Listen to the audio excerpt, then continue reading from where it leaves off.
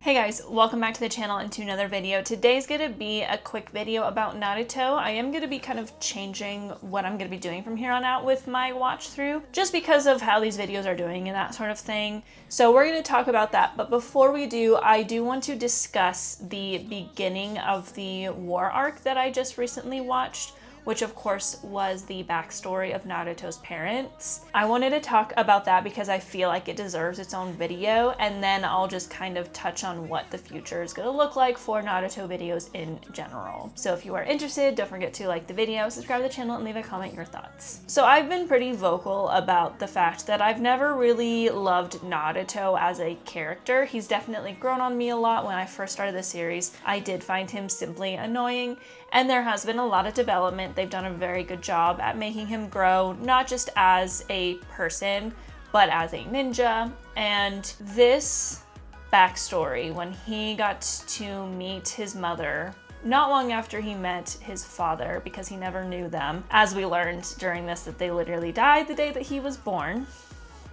He's always had this emptiness, this desire to have parents, but he never got it. And I think he never really knew exactly why his parents weren't around. He knew his dad was a Hokage and that was really cool, but I think the best way to put it, and I have to say, I think my friend kind of told me this, is that Naruto throughout his life wanted nothing more than to have parents, and his parents wanted nothing more than to be his parents.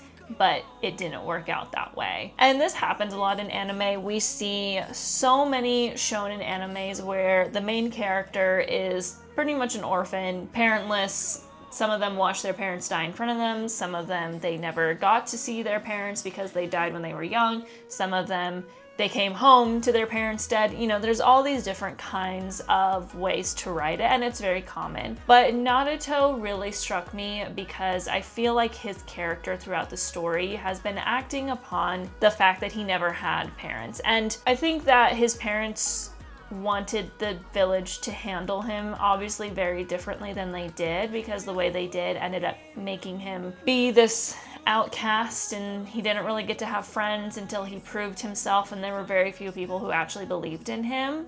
And I don't think his parents ever wanted that for him. But it really made me grow to love Naruto because I suddenly have this like emotional, not connection, because it's not like I'm in the same shoes as him, but I really just fully understood his parents. You know, leading up to this, you're kind of wondering, like, why did his dad make him a Jinchuriki? Like, why was that the case? And they really were just doing it because they had no choice because of what was going on with them. And the episode title, I think, was Thank You, where Naruto got to thank his mother and then she faded away because that was all that was stored in the subconscious was So I just wanted to throw out that I think this made me cry more than everything that led up to this, which was a lot. You know, like we had Asuma, and then we had Jiraiya, and then we had Itachi, and then we had the pain arc, and it was just like hard hitter after hard hitter, tears after tears after tears. But this one really got me because it's so cruel what happened to Naruto, and you suddenly start to truly understand why he acted the way he did, and you're really starting to understand that like the powers that be at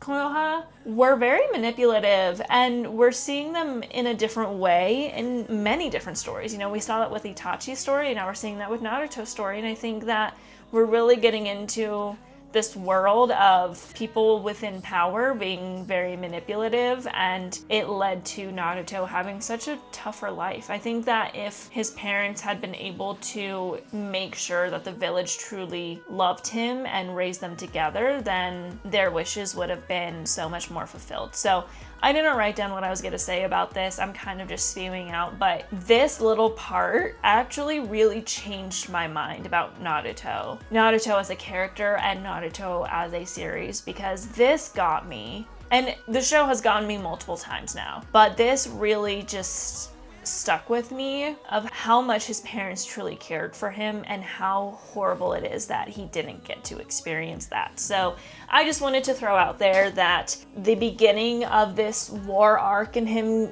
getting to talk to them and them being there when he needed them most truly, even though they couldn't physically be there for his life, when when he's finding out things about himself and what he can do, and he's controlling his Jinchuriki. Ugh, the sacrifice that his parents made so that he could live on when all they wanted was to be his parents. They were so excited.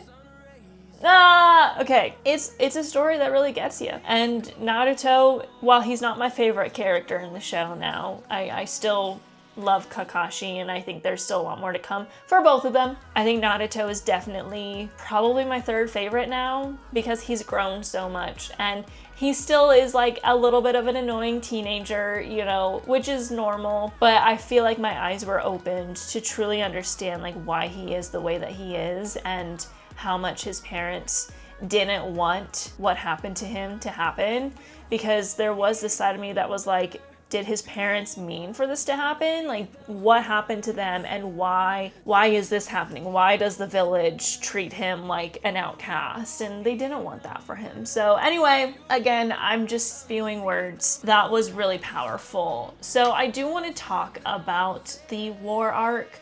However, I know that the war is going to be long, but I think what I want to do is actually, I'm just gonna wait to talk about it till it is done, which I believe is gonna be near the end of Shippuden, because I feel like from the beginning, I've been setting these up in a way where when I finish an arc that Crunchyroll says this is the end of the arc, I pause and I don't keep going until I've recorded this video, and that just hasn't really been working out for me. It's made me not be able to get through the show as quickly as I wanted to, and on top of that, I'm putting in all this work, and it just like these videos aren't getting that many views. It is what it is. The show is old. This style of video is not something that a lot of people really care to watch. I get it. So it is what it is. So I'm going to wait, and I'm only gonna start making videos when there are genuine things that I really want to talk about. Right now, where we're at in the war, like where this arc technically ended is literally just in the middle of it now. Like we saw all of these reanimation. We just defeated the reanimation version of Atsuma, which by the way was very emotional for me, and I really like how they actually made it it was more about Choji. And I originally thought that they were gonna make it about Shikamaru, but then I realized that Shikamaru already got a ton of development when it came to Asuma and everything, so it was a really beautiful thing that they gave it to Choji. Do I wish that Ino also got a little bit more, because it just seems like the women always kind of get the short end of the stick in this show? Yes, but it is what it is. I knew that going into it that people have problems with the way the female characters are written in it, so I went into it with that expectation. That doesn't change the fact that I still don't like how some of them, almost all of them, are written, but that was really emotional. But I really want to wait until the war is over. I do know that there is some filler that's like Kakashi backstory from when he was in the Anbu, so I'm probably gonna talk about that. I'll probably make a video about that because Kakashi is my favorite character, and I'm actually really looking forward to that. But outside of that, the videos on Naruto are going to get less, just because at some point I just have to accept that people don't really want to hear my thoughts on Naruto. Like, a few people do, but it can mess with my numbers, it can mess with my reach, so I have to be very careful with what I do. So that's the plan. If I see something that I really want to talk about, I'll turn on the camera and talk about it, but otherwise I'm not gonna hold myself to the schedule. It is what it is. I'm just keeping you all updated. Those of you who enjoy listening to my thoughts on Naruto are gonna be the ones watching this, so they're gonna get less and less. There is a lot of other animes that I want to talk about, but I'm trying to make my schedule one Demon Slayer video, one non-Demon Slayer video a week, which means that like the Naruto videos are gonna kind of take a back seat. So that's what's going on, but I really just wanted to talk about the fact that Naruto, the character, has really grown on my list, and a lot of that was because of that backstory of the circumstances of when he was born and what happened to his parents. Minato was so cool, and I'm so sad that like he's not alive in present day, because holy moly, I hope we get to know a little bit more about him. I think we might, but he was so cool. Kushina, I feel like there's also more to know about her. Just, their love story was beautiful, and why is it that like Kushina seems to be one of the more well-written female characters and she's not alive present day? Like, it makes me So I just wanted to say that I loved every minute of it, and I was truly sobbing by the end. Like, that was very, very emotional. And for Naruto to get that closure though, and to get to hug his mother, and even if it was like this subconscious, like he lived that. And he is a boy who is broken. He is a boy who is the child of war. He is a victim of war in a different way. We see a lot of those types of characters, but Naruto, his story is just so sad. And I was like, oh my gosh, I feel bad for calling him annoying, because that was his coping. Like, he just was coping with the fact that he so badly wanted to be a son. Like, he so badly wanted to have parents, and then you meet his parents and they so badly wanted to be parents, and it's just like, oh, it hurts. Okay, so that's what I wanted to say. This is yapping. This is so random. As per usual, that's so on brand for me. But that's all I'm gonna say. That is it for today's video. If you liked it, don't forget to like the video, subscribe to the channel, leave a comment your thoughts. I'll see you in the next one. Matane.